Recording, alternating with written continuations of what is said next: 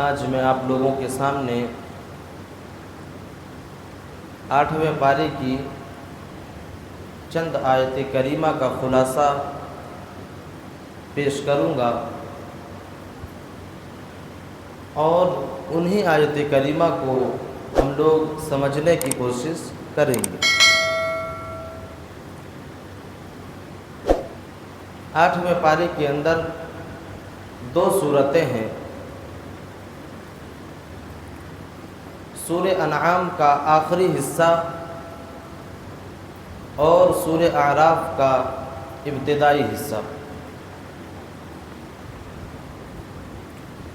8ویں پارے کے پہلے صفحے کے اندر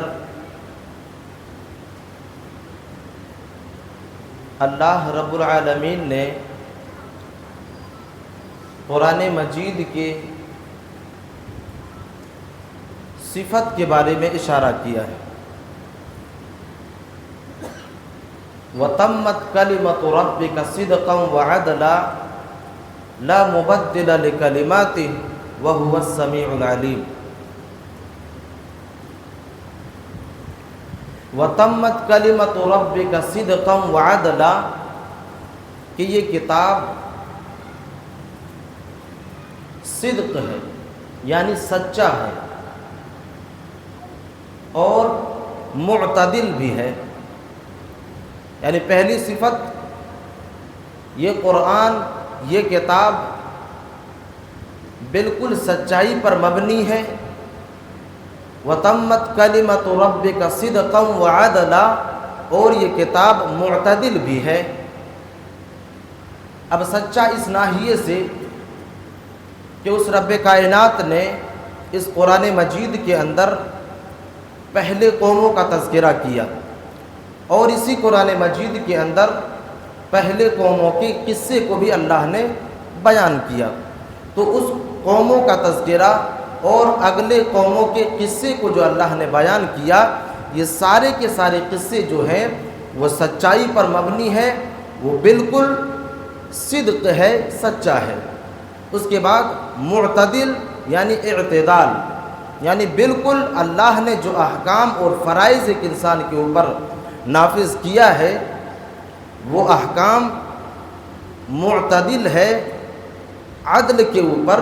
محمول ہے۔ یعنی کہ اللہ نے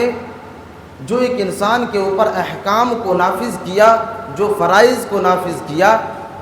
اس میں ذرہ برابر بھی کیل و قال کی گنجائش نہیں ہے، وہ ساری کی ساری چیز جو ہے وہ معتدل ہے۔ اس کے بعد پھر اللہ تبارک و تعالیٰ نے کہا لا تبدیل لکلمات اللہ، لا تبدیل لکلماتہ کہ یہ قرآن مجید کے ایک بھی کلام کو کوئی تبدیل نہیں کر سکتا۔ سب سے پہلے نمبر پر یہ کتاب سچا ہے، دوسرے نمبر پر اعتدال پر مبنی ہے، اور تیسرے نمبر پر اس قرآن مجید کے ایک بھی کلمے کو کوئی تبدیل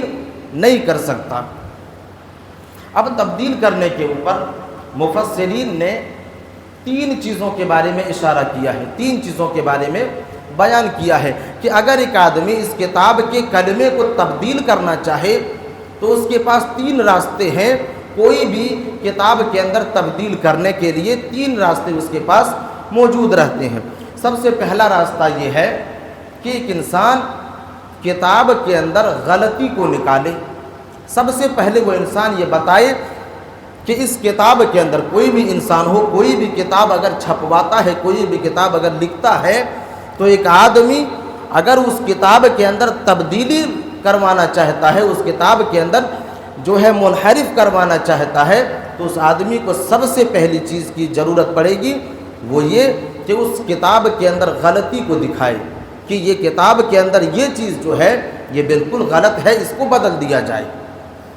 اور یہی چیز اگر قرآن مجید کے بارے میں کہا جائے کہ قرآن مجید کے کلمے کو اگر کوئی بدلنا چاہے تو قرآن مجید کے اندر بالکل اسی چیز کو ظاہر کر کے دکھائے کہ قرآن مجید کے اندر یہ چیز جو ہے یا یہ احکام جو ہے یا یہ فیصلہ جو ہے قرآن مجید کے اندر غلط ہے، اس کو بدل دیا جائے۔ قرآن مجید کے اندر اس کی کوئی گنجائش نہیں ہے۔ جتنے بھی احکام ہیں اللہ تبارک و تعالیٰ نے جتنے بھی مسائل مسلمانوں کے لیے بیان کیے ہیں وہ سارے کے سارے کامل اور مکمل ہیں، ناقص نہیں ہیں۔ اس کے بعد اور ایک راستہ بچ جاتا ہے، اور ایک راستہ بچ جاتا ہے، اور وہ راستہ ہے کہ ایک انسان زبردستی چاہے اس کتاب کے اندر تبدیلی کر دے۔ جب ایک آدمی اس کے اوپر اتارو ہو جائے کہ ہم اس کتاب کے اندر تبدیلی کریں گے اور تبدیلی لائیں گے، تو ایک انسان زبردستی کتاب کے اندر تبدیلی کرنا چاہتا ہے، لیکن قرآن مجید کے اندر اس حربے کو نہیں استعمال کر سکتا۔ قرآن مجید کے اندر جو کلام ہے اللہ کے، ایک انسان چاہ کر کے زبردستی بھی تبدیل نہیں کر سکتا، اور ایک انسان یہ بھی کر سکتا ہے کہ چپ کے جا کر کے بدل دے۔ اس حربے کو بھی ایک انسان اس کتاب کے لیے نہیں اپنا سکتا۔ اسی لیے اللہ تبارک و تعالیٰ نے کہا وَتَمَّتْ كَلِمَةُ رَبِّكَ صِدْقًا وَعَدْلًا لَا مُبَدِّلَ لِكَلِمَاتِهِ وَهُوَ السَّمِيعُ الْعَلِيمُ۔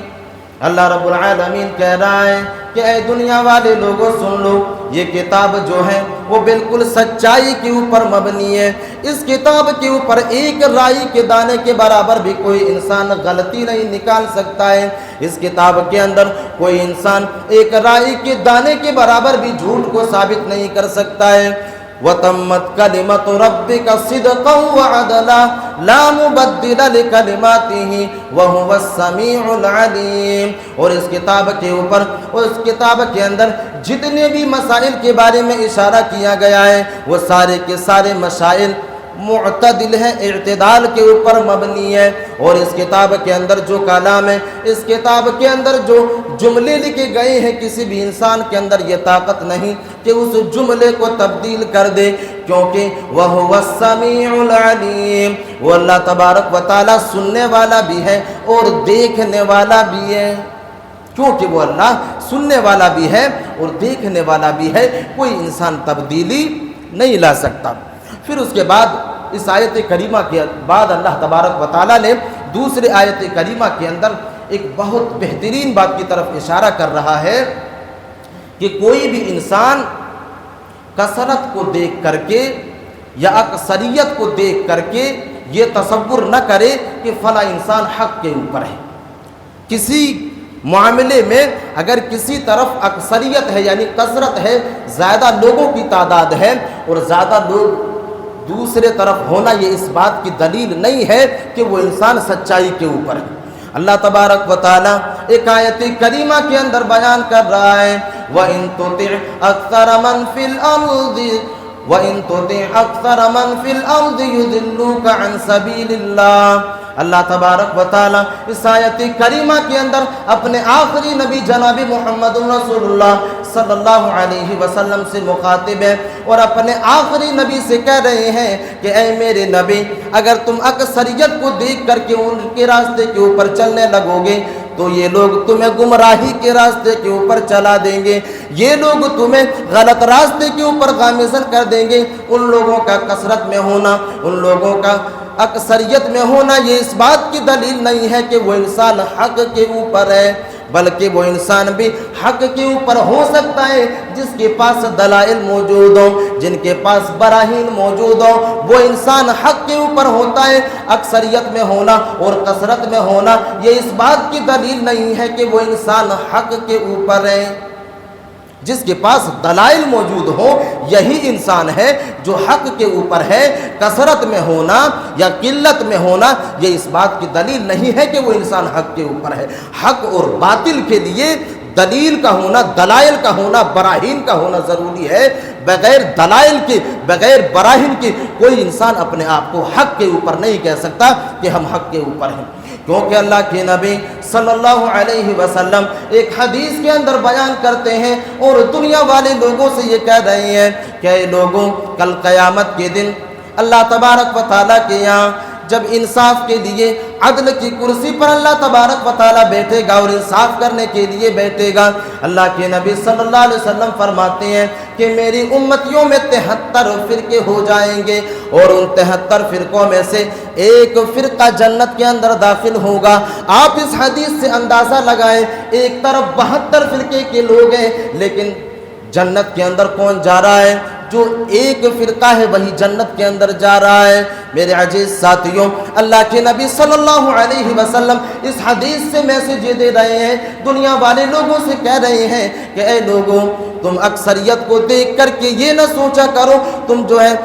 بڑے تعداد کو دیکھ کر کے یہ تصور نہ کیا کرو کہ وہ انسان حق کے اوپر ہے۔ اللہ کے نبی صلی اللہ علیہ وسلم پہلے نبیوں کے بارے میں کہتے ہیں کہ کل قیامت کے دن اللہ تبارک و تعالی شروع سے لے کر کے آخر تک کے تمام رسولوں کو جمع کرے گا، تمام کے تمام رسولوں کو اکٹھا کرے گا۔ ان میں سے ایک نبی ایسے ہوں گے، ان میں سے ایک رسول ایسے ہوں گے کہ جن کا کوئی پیروکار نہیں ہوگا، جن کا کوئی ماننے والا نہیں ہوگا۔ وہ نبی آ کر کے کھڑے ہو جائیں گے اور اپنے دائیں جانب دیکھیں گے، کوئی اس کا پیروکار نہیں ہے، بائیں جانب دیکھیں گے کوئی اس کا پیروکار نہیں ہے، آگے بھی دیکھیں گے کوئی اس کا ماننے والا نہیں ہے، پیچھے بھی دیکھیں گے کوئی اس کے راستے کے اوپر چلنے والا نہیں ہے۔ اللہ کے نبی صلی اللہ علیہ وسلم فرماتے ہیں کہ وہ نبی آئے گا اور وہ نبی اللہ کے سامنے آ کر کے کھڑے ہو جائیں گے، لیکن اس کا کوئی پیروکار نہیں ہوگا۔ کیا ہم اس حدیث سے یہ اندازہ لگا لیں کہ ان کے قوم والے جو سب سے زیادہ تعداد میں تھے اور ایک نبی اکیلا تنہا تھا، کیا وہ نبی غلط راستے کے اوپر تھے؟ اور وہ قوم جو کثرت میں تھے، جو اکثریت میں تھے، کیا وہ قوم صحیح راستے کے اوپر نہیں، صحیح راستے کے اوپر تھے؟ ہرگز نہیں، بلکہ حق کے راستے پر وہی نبی تھے جس کو اللہ تبارک و تعالیٰ قیامت کے دن کھڑا کرے گا اپنے سامنے، جس کو اللہ تبارک و تعالیٰ قیامت کے دن اپنے سامنے کھڑا کرے گا، وہی نبی حق کے اوپر ہے۔ اللہ تبارک و تعالیٰ اس آیت کریمہ کے اندر بیان کر رہا ہے کہ قلت اور کثرت یہ اس بات کی دلیل نہیں ہے کہ ایک انسان حق کے اوپر ہے۔ دلیل تو یہ ہے کہ ایک انسان کے پاس دلائل موجود ہوں، ایک انسان کے پاس براہین موجود ہوں۔ جس کے پاس دلائل ہو یہی انسان حق کے اوپر ہے، جس کے پاس براہین موجود ہوں یہی انسان حق کے اوپر ہے۔ پھر اس کے بعد اللہ تبارک و تعالی اور ایک بہترین بات کی طرف اشارہ کر رہے ہیں، دنیا والے لوگوں سے کہہ رہے ہیں کہ ایک روح انسان کے جسم کے اندر ہے، ایک روح انسان کے جسم کے اندر ہے، جس روح کی وجہ سے ایک انسان زندہ ہے، جس روح کی وجہ سے ایک انسان زندہ ہے، لیکن اس روح کے اندر بھی ایک روح ہے، اگر وہ روح نکل جائے تو وہ روح مردہ ہو جائے گا جو انسان کو زندہ رکھا ہوا ہے۔ آئیے آیت کریمہ سے سمجھتے ہیں۔ آیت کریمہ جو ہے اللہ تبارک و تعالیٰ نے بڑی واضح طریقے سے بیان کیا ہے۔ اللہ رب العالمین کہہ رہا ہے أَوَمَنْ كَانَ مَيْتًا فَأَحْيَيْنَاهُ وَجَعَلْنَا لَهُ نُورًا يَمْشِي بِهِ فِي النَّاسِ۔ اللہ رب العالمین اس آیت کریمہ کے اندر بیان کر رہا ہے کہ ان لوگوں کو میں نے زندہ کیا جو لوگ مردہ تھے،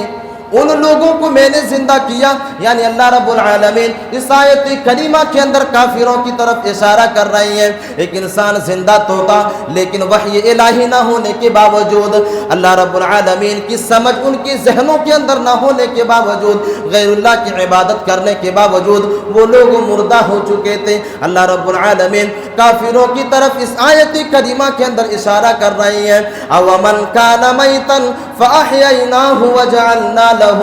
نُورًا يَمْشِي بِهِ فِي النَّاسِ۔ ہم نے ان لوگوں کو زندہ کیا جو لوگ مردہ تھے۔ جب ہم نے آسمان سے وحی الہی کو نازل کیا، جب ہم نے آسمان سے کتاب کو نازل کیا، اس وقت وہ لوگ، وہ کافر جو مردہ ہو چکے تھے، ہم نے اس کے دل کے اندر نور کو ڈال دیا اور اس نور کی وجہ سے وہ لوگ زندہ ہو گئے اور لوگوں کے درمیان میں ٹہلنے لگے، لوگوں کے درمیان میں چلنے لگے۔ وہ لوگ پہلے مردے تھے، بالکل اللہ اور اس کے رسول کے فرامین سے ناآشنا تھے اور اللہ کے علم سے، یعنی اللہ کے جو اصول اور ضوابط ہیں ان کے ضوابط سے نااہل ہونا، یہ اس بات کی دلیل ہے کہ ایک انسان مردہ بن کر کے اس دنیا کے اندر اپنی زندگی کو گزار رہا ہے۔ اس کا روح جو ہے وہ بالکل مر چکا ہے، وہ آدمی تو زندہ ہے لیکن اس کا روح جو ہے وہ بالکل مر چکا ہے۔ اور اسی چیز کے بارے میں سلف کا ایک قول ہے، سلف کہتے ہیں کہ اس انسان کو چاہیے کہ اللہ کے سامنے اپنے ہاتھوں کو اٹھا کر کے اللہ رب العالمین سے ایک نیا دل مانگ لے، ایک روح مانگ لے۔ جو انسان قرآن کی تلاوت کے لیے بیٹھتا ہے لیکن تلاوت کرنے کے باوجود اس انسان کی آنکھوں سے ایک قطرہ آنسو نہیں نکلتا، ایک انسان کو چاہیے کہ قرآن کو لے کر کے بیٹھے، اور اگر اس کی آنکھوں سے ایک قطرہ آنسو نہیں نکلتا تو اس انسان کو چاہیے کہ اپنے جسم کے اندر، اپنے روح کے اندر، اپنے دل کے اندر اس کیفیت کو پیدا کرے کہ قرآن کی تلاوت کرتے کرتے وہ انسان روئے۔ اور اگر کیفیت طاری نہیں ہو پاتی ہے، اگر اس حالت میں اپنے آپ کو نہیں پہنچا پاتا ہے، تو اس انسان کو سمجھ لینا چاہیے کہ اس کا روح مر چکا ہے، اس انسان کو سمجھ لینا چاہیے کہ اس کا دل جو ہے وہ مردہ ہو چکا ہے۔ اللہ کے سامنے ہاتھ اٹھا کر کے اسے دعا کرنا چاہیے کہ اسے اللہ ایک نیا دل عطا کرے۔ اور اللہ اسی بات کی طرف اشارہ کر رہا ہے، اَوَمَنْ كَانَ مَيْتًا فَأَحْيَيْنَاهُ وَجَعَلْنَا لَهُ نُورًا يَمْشِي بِهِ فِي النَّاسِ كَمَنْ مَثَلُهُ فِي الظُّلُمَاتِ۔ پھر اللہ رب العالمین نے اسی آیت کریمہ کے آگے بیان فرمایا، کیا وہ انسان اس انسان کے برابر ہو سکتا ہے، اس انسان کے مثل ہو سکتا ہے جو انسان اللہ کی کتاب کو پڑھ کر کے اپنے روح کو زندہ کرتا ہے، اور جو انسان ہمیشہ گمراہیوں میں ہی مبتلا رہتا ہے؟ کیا یہ دونوں انسان برابر ہو سکتے ہیں؟ کیا یہ انسان اس انسان کے مثل ہو سکتے ہیں جو اندھیروں میں اپنی زندگی کو گزارتا ہے، جو گمراہی میں، جو ضلالت میں اپنی زندگی کو گزارتا ہے، اور جو انسان اللہ کی روشنی میں اپنی زندگی کو گزارتا ہے؟ یہ دونوں برابر نہیں ہو سکتے۔ اسی لیے اللہ تبارک و تعالیٰ نے تیسرے پارے کے اندر ایک آیت کریمہ کے اندر بیان کیا، اللہ الذی خلقکم، اللہ الذی یخرجکم من الظلمات الی النور، اللہ ولی الذین آمنوا یخرجہم من الظلمات الی النور۔ اللہ نے اس آیت کریمہ کے اندر کہا کہ اللہ اس انسان کو دوست بناتا ہے جو انسان اللہ کے اوپر ایمان لاتا ہے، اور اللہ جب کسی ایمان والے کو دوست بنا لیتا ہے، پھر اللہ اس انسان کو گمراہی سے نکال کر کے، اندھیرے سے نکال کر کے روشنی کے اوپر لا کر کے کھڑا کر دیتا ہے۔ لیکن جب ایک انسان شیطان کو دوست بنا لیتا ہے، جب ایک انسان گمراہی کے راستے کے اوپر چلنے لگتا ہے، تو شیطان اسے روشنی سے نکال کر کے گمراہی کے گڈھے کے اوپر لے جا کر کے دھکیل دیتا ہے، اور اسے اندھیرے میں ملوث کر کے رکھ دیتا ہے۔ اسی بات کی طرف اللہ تبارک و تعالیٰ نے اس آیت کریمہ کے اندر بیان کیا۔ پھر اللہ رب العالمین اور ایک دوسری آیت کریمہ کے اندر انسانوں کو خبردار کیا کہ اللہ تبارک و تعالیٰ جسے ہدایت دینا چاہے، اللہ رب العالمین جسے صراط مستقیم پر چلانا چاہے، اللہ تبارک و تعالیٰ اس کے دل کو کشادہ کر دیتا ہے، اور اس کے دل کے اندر اسلام کو ڈال دیتا ہے، اس کے دل کو کشادہ کر دیتا ہے، اس کے سینے کو کشادہ کر دیتا ہے۔ اللہ رب العالمین آیت کریمہ کے اندر بیان کر رہا ہے، فَمَن يُرِدِ اللَّهُ أَن يَهْدِيَهُ يَشْرَحْ صَدْرُهُ لِلْإِسْلَامِ۔ اللہ رب العالمین کہہ رہا ہے کہ جس انسان کو میں ہدایت کے راستے کے اوپر چلانا چاہتا ہوں، جن لوگوں کے بارے میں یہ سوچتا ہوں کہ میں اسے صحیح راستے کے اوپر چلاؤں، ہدایت کے راستے کے اوپر چلاؤں، فَمَن يُرِدِ اللَّهُ أَن يَهْدِيَهُ يَشْرَحْ صَدْرُهُ لِلْإِسْلَامِ۔ تو ہم اس کے سینے کو کشادہ کر دیتے ہیں، ہم اس کے سینے کو کھول دیتے ہیں، اور اس کے سینے کے اندر اسلام کو ڈال دیتے ہیں، اور یہ لوگ اسلام کے راستے کے اوپر چلنے لگتے ہیں۔ لیکن اللہ تبارک و تعالیٰ اسی آیت کریمہ کے آگے بیان فرما رہا ہے، وَمَن يُرِدِ اللَّهُ أَن يُضِلَّهُ يَجْعَلْ صَدْرُهُ ضَيِّقًا فِي الْحَرْجِ فِي السَّمَاءِ۔ اللہ رب العالمین کہہ رہا ہے کہ جب ہم کسی انسان کے بارے میں سوچتے ہیں کہ ہم اسے گمراہی کے راستے کے اوپر چلائیں، ہم اسے جو ہے تاریکی راستے کے اوپر چلائیں، پھر ہم اس کے سینے کو تنگ کر دیتے ہیں، ہم اس کے سینے کو کشادہ نہیں کرتے بلکہ اس کے سینے کو تنگ کر دیتے ہیں۔ وَمَن يُرِدِ اللَّهُ أَن يُضِلَّهُ يَجْعَلْ صَدْرُهُ ضَيِّقًا فِي الْحَرْجِ فِي السَّمَاءِ۔ اللہ رب العالمین کہہ رہا ہے کہ ہم اس کے سینے کو تنگ کر دیتے ہیں، جس کو ہم گمراہی کے راستے کے اوپر چلانا چاہتے ہیں، ہم ایسے لوگوں کو سینوں کو تنگ کر دیتے ہیں۔ اب اس آیت کریمہ کے اندر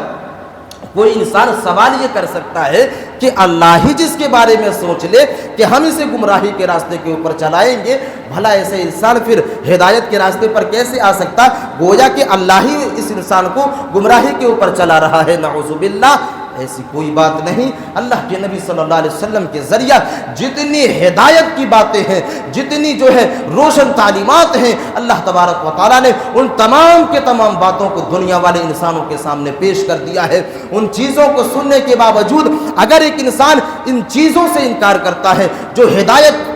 کے سامان ہیں، جو ہدایت کی باتیں ہیں، جو صراط مستقیم پر چلنے کے لیے جو اصول و ضوابط ہیں، ان چیزوں کو سن لینے کے بعد جب ایک انسان ہدایت کے راستے کو اختیار نہیں کرتا، اس وقت اللہ رب العالمین کہتا ہے کہ یہی وہ انسان ہے جو میرے اوپر ایمان لانے سے انکار کرتا ہے، اور یہی وہ انسان ہے جس کو ہم گمراہی کے راستے کے اوپر جب چلانا چاہتے ہیں تو ہم اس کے سینے کو تنگ کر دیتے ہیں۔ مفسرین اس آیت کریمہ کے تفسیر میں لکھتے ہیں اور صحابہ کرام اللہ کے نبی صلی اللہ علیہ وسلم سے سوال کرتے ہیں کہ اے اللہ کے نبی، بھلا ہم کیسے جان لیں کہ ہمارے سینے کو اللہ نے کشادہ کر دیا ہے؟ ہم کیسے یہ اندازہ لگائیں کہ اللہ کا نور ہمارے سینے کے اندر داخل ہو چکا ہے اور ہم آخرت کے لیے عمل کر رہے ہیں؟ اللہ کے نبی صلی اللہ علیہ وسلم نے فرمایا کہ وہ انسان سمجھ لے جب وہ انسان اس دنیا کے اندر اس دنیاوی زندگی کے لیے نہیں بلکہ اپنی آخرت کے لیے اپنی زندگی کو گزارنا شروع کر دے، بس آپ سمجھ لو کہ یہی وہ انسان ہے جس کے سینے کو اللہ نے کشادہ کر دیا ہے۔ جو انسان اس دنیا کی یعنی دنیا طلبی میں اپنی زندگی کو نہیں گزارتا ہے، جو انسان اللہ کی خوشنودی کے لیے اپنی زندگی کو گزارنا شروع کر دے، جو انسان آخرت کو سنوارنے کے لیے اپنی زندگی کو گزارنا شروع کر دے، یہی وہ انسان ہے جس کے سینے کو اللہ نے کشادہ کر دیا ہے۔ پھر ایک چرواہا، ایک بکری چرانے والا، ایک رائی حضرت عمر فاروق رضی اللہ تعالی عنہ کے پاس آتے ہیں اور سوال کرتے ہیں کہ عمر فاروق، ہمیں حرجہ کے لفظ کی تشریح کو بتایا جائے کہ حرجہ کسے کہا جاتا ہے؟ ضیقاً حرجن کے لفظ کو اللہ نے استعمال کیا ہے۔ مفسرین اس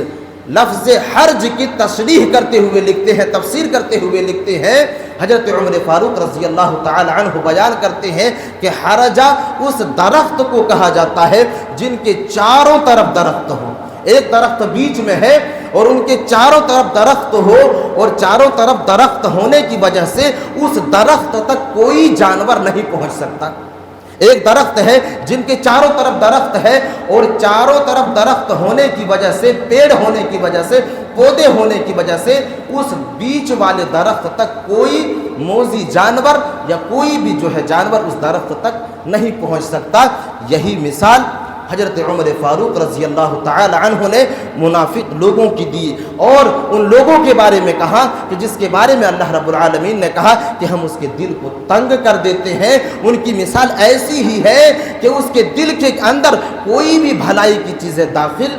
نہیں ہو سکتی، بھلائی کی چیزیں کوئی بھی اس کے دل کے اندر داخل نہیں ہو سکتی۔ جس کے دل کو اللہ تبارک و تعالیٰ تنگ کر دیتا ہے، ایک انسان سننے کے باوجود بھی عمل نہیں کر پائے گا، کیونکہ اس کا دل جو ہے وہ گھرا ہوا ہے۔ منافقین کا دل جو ہے، کافروں کا دل جو ہے وہ گھرا ہوا ہے، کسی بھی بھلائی کی چیزوں کو اپنے دل سے وہ ایکسیپٹ نہیں کر سکتا۔ جب ایک انسان کا دل ایسا ہو جائے، مفسرین کہتے ہیں کہ 3 حربے کو اپنانا چاہیے۔ سب سے پہلے وہ انسان اپنے دل کے لیے دعا کرے، رب اشرح لی صدری ویسر لی، اے میرے پروردگار عالم میرے صدر کو، میرے سینے کو کھول دے۔ اس دعا کو کرنا چاہیے۔ اس کے بعد اللہ تبارک و تعالیٰ کے اوپر ایمان لانا چاہیے، توحید کی گواہی دینی چاہیے۔ ایک انسان کو چاہیے کہ جب اس کے اندر یہ صفت، یہ کوالٹی آ جائے تو ایک انسان اللہ تبارک و تعالیٰ کی توحید کے اوپر ایمان لے آئے، اور اس کے بعد یشرح صدرہ للاسلام، پھر اسلام کے جو قوانین ہیں اس کے اوپر عمل کرنا شروع کر دے۔ پھر اس کے بعد اس کا دل جو ہے دھیرے دھیرے کھلنا شروع ہو جائے گا، اس کا صدر جو ہے کشادہ ہونا شروع ہو جائے گا۔ یہ مفسرین کی تفسیر ہے اس آیت کریمہ کے اوپر۔ پھر اس آیت کریمہ کے بعد اللہ رب العالمین نے کئی ایک حرام چیزوں کی طرف اشارہ کیا۔ بیک وقت 5 حرام چیزوں کی طرف اللہ تبارک و تعالیٰ نے اشارہ کیا۔ اللہ رب العالمین اس آیت کریمہ کے اندر حکم دے رہا ہے، اس آیت کریمہ کے اندر بیان کر رہا ہے، قُلْ تَعَالَوْا أَتْلُ مَا حَرَّمَ رَبُّكُمْ عَلَيْكُمْ أَلَّا تُشْرِكُوا بِهِ شَيْئًا وَبِالْوَالِدَيْنِ إِحْسَانًا۔ اللہ رب العالمین اس آیت کریمہ کے اندر بیان کر رہا ہے، اس آیت کریمہ کے اندر حرام چیزوں کی طرف اشارہ کر رہا ہے، اور اللہ رب العالمین کہہ رہا ہے کہ اے میرے نبی دنیا والے لوگوں سے کہہ دیجئے، قُلْ تَعَالَوْا أَتْلُ مَا حَرَّمَ رَبُّكُمْ عَلَيْكُمْ أَلَّا تُشْرِكُوا بِهِ شَيْئًا وَبِالْوَالِدَيْنِ إِحْسَانًا، کہ آؤ میں تمہیں پڑھ کر کے سناتا ہوں، آؤ میں تمہیں تلاوت کر کے سناتا ہوں جن چیزوں کو اللہ تبارک و تعالیٰ تعالیٰ نے تمہارے لیے حرام کر دیا ہے۔ تم جن چیزوں کو اپنے لیے حرام کرتے ہو یہ چیزیں تمہارے لیے حرام نہیں ہے، بلکہ وہ چیزیں حرام ہیں جس کو اللہ رب العالمین نے تمہارے اوپر حرام قرار دیا ہے۔ اللہ کے نبی کہتے ہیں کہ آؤ میں تمہیں پڑھ کر کے سناتا ہوں جن چیزوں کو اللہ نے تمہارے اوپر حرام کر دیا ہے۔ قُلْ تَعَالَوْا أَتْلُ مَا حَرَّمَ رَبُّكُمْ عَلَيْكُمْ أَلَّا تُشْرِكُوا بِهِ شَيْئًا۔ اللہ سب سے پہلی چیز کی طرف اشارہ کر رہا ہے کہ اے لوگوں تم اس اللہ تبارک و تعالیٰ کے ساتھ شریک نہ ٹھہراؤ، تم اس اللہ رب العالمین کے ساتھ شرک نہ کرو۔ اس چیز کو اللہ نے تمہارے اوپر حرام کر دیا ہے، تم اللہ کے ساتھ شرک نہ کرو، اس چیز کو اللہ نے تمہارے اوپر حرام کر دیا ہے۔ پھر اللہ رب العالمین دوسری چیز کے بارے میں اشارہ کر رہا ہے وَبِالْوَالِدَيْنِ إِحْسَانًا۔ پھر اللہ رب العالمین کہہ رہا ہے کہ تم اپنے والدین کے ساتھ حسن سلوک کرو، اپنے والدین کی خدمت کرو۔ اگر تم اپنے والدین کے ساتھ حسن سلوک نہیں کرتے، اگر تم اپنے والدین کی فرما برداری نہیں کرتے، گویا کہ اللہ نے اس چیز کو تمہارے اوپر حرام کر دیا ہے۔ تم اللہ کہ حرام کردہ چیز کے اوپر عمل کر رہے ہو، اگر تم اپنے والدین کے ساتھ نافرمانی کر رہے ہو، اپنے والدین کے ساتھ حسن سلوک نہیں کر رہے۔ پھر اللہ رب العالمین تیسری چیز کی طرف اشارہ کر رہا ہے وَلَا تَقْتُلُوا أَوْلَادَكُم مِّنْ إِمْلَاقٍ۔ اے لوگوں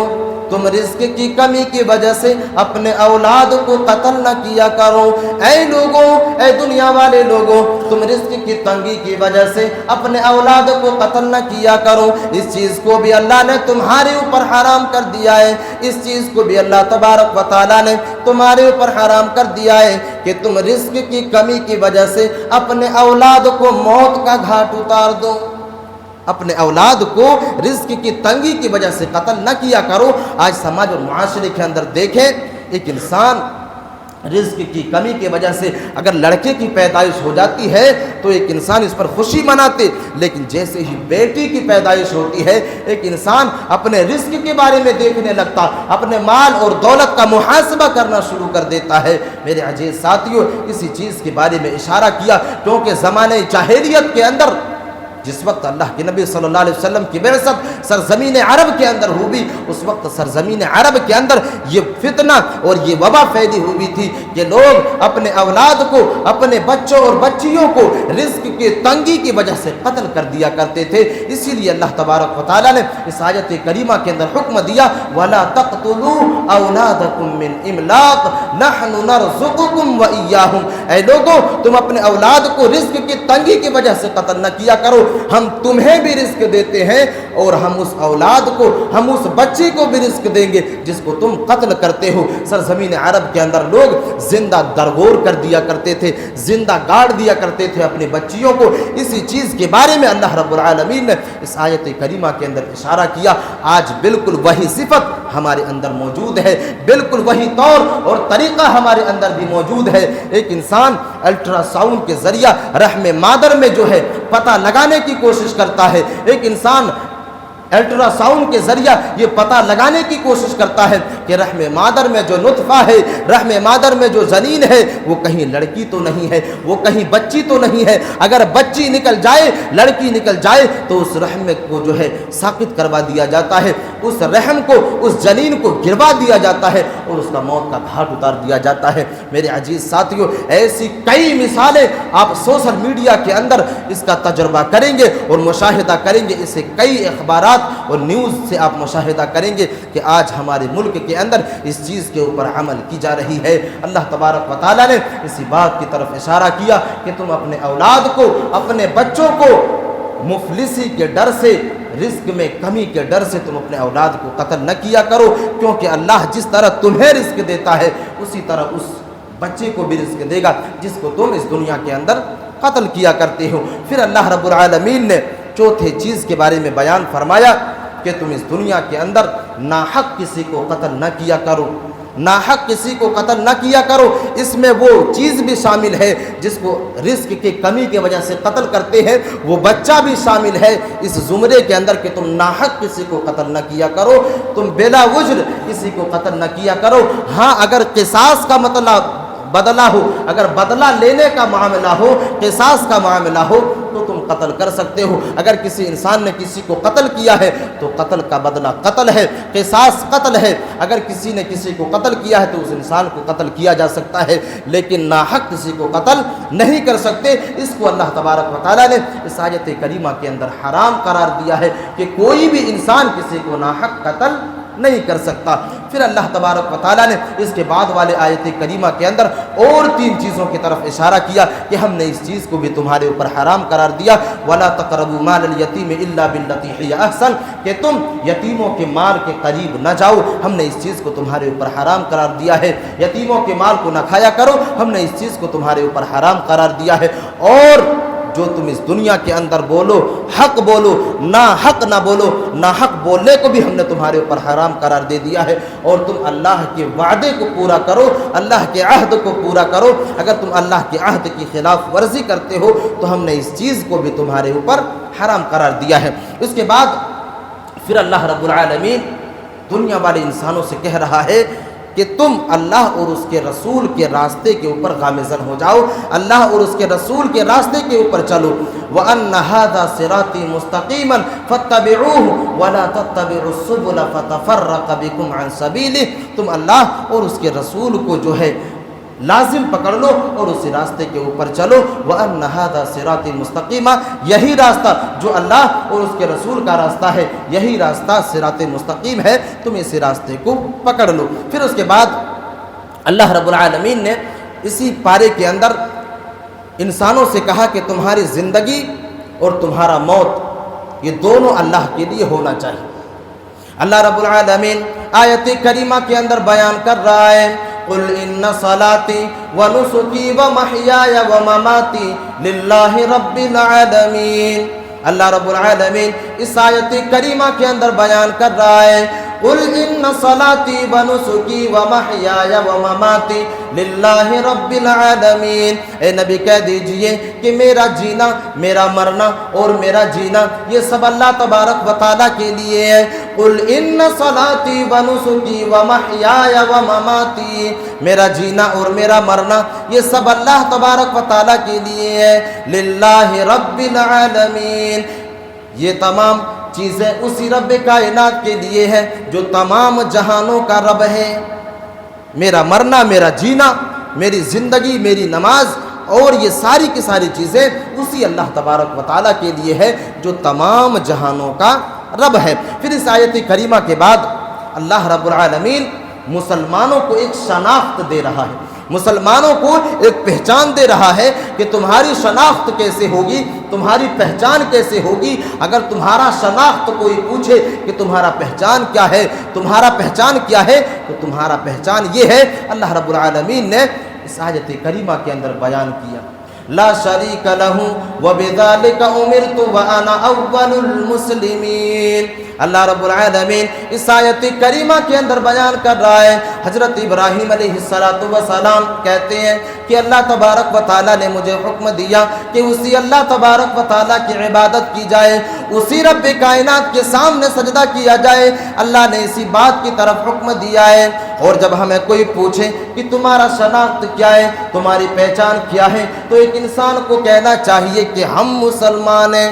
لا شریک لہ وبذالک امرت وانا اول المسلمین، کیونکہ حضرت ابراہیم علیہ السلام اس آیت کریمہ کے اندر کہہ رہے ہیں، اللہ تبارک و تعالیٰ بیان کر رہا ہے کہ حضرت ابراہیم علیہ السلام کہتے ہیں کہ میں سب سے پہل مسلمانوں میں سے ہوں۔ یعنی کہ اللہ کا قرآن مجید کے اندر اس آیت کریمہ کے اندر اس بات کی طرف اشارہ کرنا کہ ابراہیم علیہ السلام کی پہچان مسلمان ہے، گویا کہ ہمارا بھی پہچان مسلمان ہی ہونا چاہیے۔ کوئی ہم سے جو ہے ہمارا آئیڈینٹی پوچھے اور ہمارا شناخت پوچھے تو ہمیں اور آپ کو سب سے پہلے یہ کہنا چاہیے کہ ہم مسلمان ہیں، ہم اسلام کے اوپر عمل کرنے والے ہیں، ہماری شناخت جو ہے وہ مسلمان ہے۔ پھر اس کے بعد سورہ اعراف کی شروعات ہوتی ہے۔ سورہ اعراف کی شروعات ہوتی ہے۔ اس سورت کے اندر اللہ رب العالمین نے اعراف کا تذکرہ کیا ہے۔ اعراف اس چیز ایک جگہ کا نام ہے جو جنت اور جہنم کے درمیان میں ہے، ایک طرف جنت اور دوسری طرف جہنم، جنت اور جہنم کے بیچ میں ایک جگہ ہے جس کا نام اعراف ہے، اسی لیے اس سورت کا نام اعراف پڑا، کیونکہ اس سورت کے اندر اعراف کے بارے میں تذکرہ کیا گیا ہے۔ کل قیامت کے دن جب اللہ تبارک و تعالی عدل کی کرسی پر بیٹھے گا، انصاف کرنے کے لیے بیٹھے گا، ایک انسان کا جب حساب ہوگا تو اس کے نامہ اعمال کے اندر اتنی نیکیاں ہوں گی، اتنی نیکیاں نہیں ہوں گی کہ وہ انسان جنت کے اندر جا سکے، یا اتنی گناہ بھی نہیں ہوں گی کہ وہ انسان جہنم کے اندر جا سکے، یعنی نیکی اور گناہ دونوں برابر ہوں گے۔ تو اس انسان کو اللہ تبارک و تعالی اسی اعراف کی جگہ پر، اسی اعراف نامی جگہ کے اوپر اس انسان کو کھڑا کر دے گا۔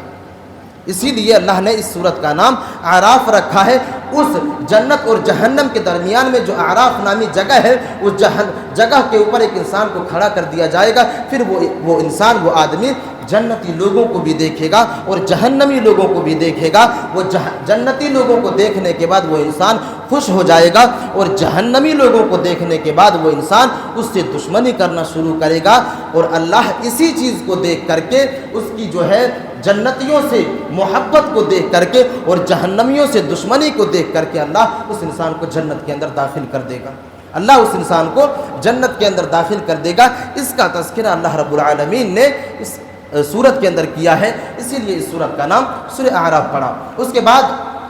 اس سورت کی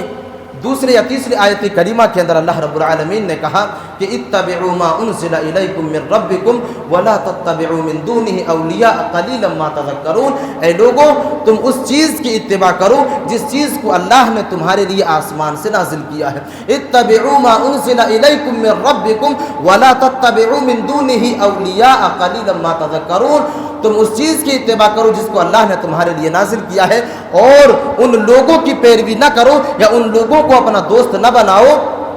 جو لوگ تمہیں راہ راست سے ہٹانا چاہتے ہیں۔ گویا کہ اللہ کے نبی صلی اللہ علیہ وسلم کی وہ حدیث، جس حدیث کے اندر اللہ کے نبی صلی اللہ علیہ وسلم نے بیان فرمایا کہ ترکت فیکم امرین لن تضلوا ما تمسکتم بہما کتاب اللہ و سنت رسولہ۔ اے لوگو، میں تمہارے درمیان دو چیزوں کو چھوڑ کر کے جا رہا ہوں، تم ان دونوں چیزوں کو مضبوطی سے تھامے رکھنا، اور جب تم ان دو چیزوں کو تھامے رہو گے تو تم گمراہ نہیں ہو سکتے، تم غلط راستے کے اوپر نہیں جا سکتے۔ پہلی چیز کتاب اللہ اور دوسری چیز سنت رسول اللہ۔ اسی بات کی طرف اللہ اس آیت کریمہ کے اندر اشارہ کر رہا ہے۔ پھر اس کے بعد اسی صورت کے اندر حضرت آدم علیہ السلام کی تخلیق کے بارے میں اشارہ کیا گیا۔ وضاحت کا وقت نہیں ہے،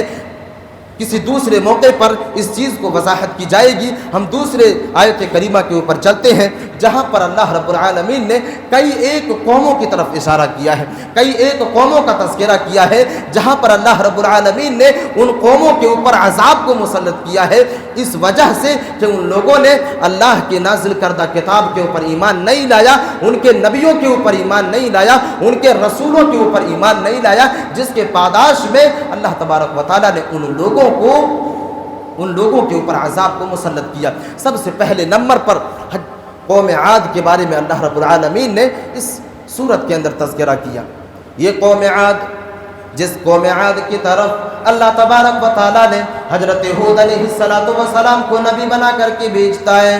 حضرت ہود علیہ السلام کو نبی بنا کر کے بھیجتا ہے۔ حضرت ہود علیہ السلام اپنے قوم کے درمیان میں جاتے ہیں اور اپنے قوم والوں سے کہتے ہیں وَإِلَىٰ عَادٍ أَخَاهُمْ هُودًا قَالَ يَا قَوْمِ اعْبُدُوا اللَّهَ مَا لَكُم مِّنْ إِلَٰهٍ غَيْرُهُ۔ اے میرے قوم کے لوگوں، مجھے اللہ تبارک و تعالیٰ نے تمہارے طرف نبی بنا کر کے بھیجا ہے، مجھے تمہارے طرف پیغمبر بنا کر کے بھیجا ہے، مجھے میسنجر بنا کر کے بھیجا ہے، اس لیے تم میری باتوں کے اوپر عمل کرو، اس لیے تم میری باتوں کے اوپر عمل کرو، اور اسی اللہ تبارک و تعالیٰ کے اوپر ایمان لاؤ، اور اس اللہ کے سامنے بندگی کرو، اسی اللہ کے سامنے سجدہ کرو۔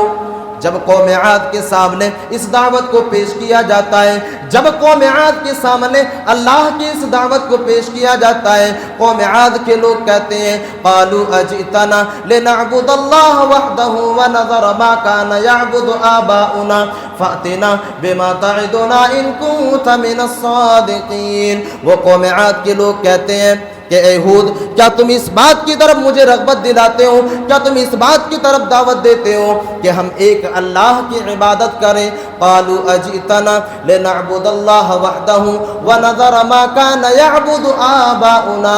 اے ہود کیا تم مجھے اس بات کی طرف ابھارنا چاہتے ہو کہ ہم اسی ایک اللہ تبارک و تعالیٰ کی عبادت کریں اور اپنے معبودوں کو چھوڑ دیں، اور جس چیز پر ہم نے اپنے باپ داداؤں کو پایا ہے کیا ہم اس چیز کو بھی چھوڑ دیں؟ ہم اس چیز کو ہرگز چھوڑنے والے نہیں ہیں۔ قالوا اجئتنا لنعبد اللہ وحدہ ونذر ما كان يعبد آباؤنا فأتنا بما تعدنا ان كنت من الصادقین، اے ہود ہم اللہ کے اوپر ایمان لانے والے نہیں ہیں، تم ہمیں عذاب سے ڈراتے ہو، تم ہمیں کہتے ہو کہ اگر اللہ کے اوپر ایمان نہیں لاؤ گے تو تمہارے اوپر اللہ کا عذاب آ جائے گا، تمہارے اوپر اللہ تبارک و تعالیٰ کے عذاب کے کوڑے کو برسایا جائے گا۔ اے ہود اگر تم سچے ہو تو اس اللہ کے عذاب کو لے کر کے آ جاؤ۔ قوم عاد والے کہتے ہیں کہ اگر تم سچے ہو اپنے وعدے میں تو اس عذاب کو لے کر کے آ جاؤ، ہم ایمان لانے والے نہیں ہیں۔ سیدھے سے حضرت ہود علیہ السلام کا انکار کر دیتا ہے، اور یہ قوم عاد جس کے بارے میں اللہ نے اسی قرآن مجید کے اندر بیان کیا ہے کہ ہم نے قوم عاد کو اتنی طاقتور قوم بنایا، ہم نے اس قوم کو اتنا طاقتور بنایا، اتنے طاقت سے نوازا کہ یہ لوگ پتھروں کو تراش کر کے اپنے لیے سکونت کی جگہ بنایا کرتے تھے، اپنے لیے بہترین عمارت کو بنایا کرتے تھے، پتھروں کو کاٹ کر کے چٹانوں کو تراش کر کے یہ لوگ اپنے لیے بہترین محل بنایا کرتے تھے۔ اتنے طاقتور قوم عاد کو اللہ تبارک و تعالیٰ نے بنایا تھا، لیکن جب ان لوگوں نے اللہ تبارک و تعالیٰ کے اوپر ایمان لانے سے انکار کر دیا، ان کے نبی کے اوپر ایمان لانے سے انکار کر دیا، پھر اس رب کائنات نے اس قوم کے اوپر عذاب کے کوڑے کو برسایا، جس کا تذکرہ اللہ رب العالمین قرآن مجید کے اندر کر رہا ہے۔ وَأَمَّا عَادٌ فَأُهْلِكُوا بِرِيحٍ صَرْصَرٍ عَاتِيَةٍ، اس قوم عاد کے اوپر جب عذاب کو مسلط کیا گیا، جب عذاب کے کوڑے کو برسایا گیا، یہ قوم اپنے کاموں میں مست و مگن تھی، یہ قوم اپنی دنیاوی زندگی میں مست و مگن تھی، لیکن اللہ تبارک و تعالیٰ کی طرف سے اتنی تیز اور تند آندیاں چلی کہ ان لوگوں کو تباہ و برباد کر کے رکھ دیا گیا۔ اللہ اس آیت کریمہ کے اندر کہہ رہا ہے وَأَمَّا عَادٌ فَأُهْلِكُوا بِرِيحٍ صَرْصَرٍ عَاتِيَةٍ، کہ ہم نے اس قوم کے اوپر جب عذاب کو مسلط کیا، سخرها علیہم 7 لیال و 8 ایام، ہم نے اس قوم کے اوپر 7 دن اور 8 رات تک ہم نے اس کے اوپر عذاب کو مسلط کر کے رکھا۔ اتنی تیز آندیاں چلی کہ اس کے گردن سے جو ہے دھڑ جو ہے الگ ہو جایا کرتے تھے، اتنی تیز آندیاں چلی۔ جب اللہ نے اس کے اوپر عذاب کو مسلط کیا تو اس کی حالت یہ ہوئی کہ ان کے دھڑ سے جو ہے الگ ہو جایا کرتے تھے، ان کے گردن سے دھڑ الگ ہو جایا کرتے تھے، اور یہ لوگ زمین کے اوپر گر جاتے تھے۔ اللہ رب العالمین اس آیت کریمہ کے اندر اس کیفیت کو بیان کر رہا ہے وَأَمَّا عَادٌ فَأُهْلِكُوا بِرِيحٍ صَرْصَرٍ عَاتِيَةٍ سَخَّرَهَا عَلَيْهِمْ 7 لیال و 8 ایام حُسُومًا فَتَرَى الْقَوْمَ فِيهَا سَرْعَىٰ كَأَنَّهُمْ أَعْجَازُ نَخْلٍ خَاوِيَةٍ۔ پھر اللہ رب العالمین کہہ رہا ہے کہ یہ اتنے طاقتور قوم تھی، یہ اتنی طاقتور قوم تھی کہ اپنے آپ کو من اشد منا کہہ کر کے پکارا کرتے تھے کہ ہم سے بڑا طاقتور قوم تو اس دنیا کے اندر کوئی نہیں ہے۔ یہ لوگ اس بات پر تکبر کیا کرتے تھے، یہ لوگ اس بات پر گھمنڈ کیا کرتے تھے کہ اللہ نے ہمیں اس دنیا کے اندر سب سے زیادہ طاقتور قوم بنایا ہے، ہمارے اندر سب سے زیادہ طاقت موجود ہے۔ اللہ رب العالمین ایسے قوم کے بارے میں کہہ رہا ہے کہ جب ہم نے اس قوم کے اوپر عذاب کو مسلط کیا کأنہم اعجاز نخل خاویہ، یہ لوگ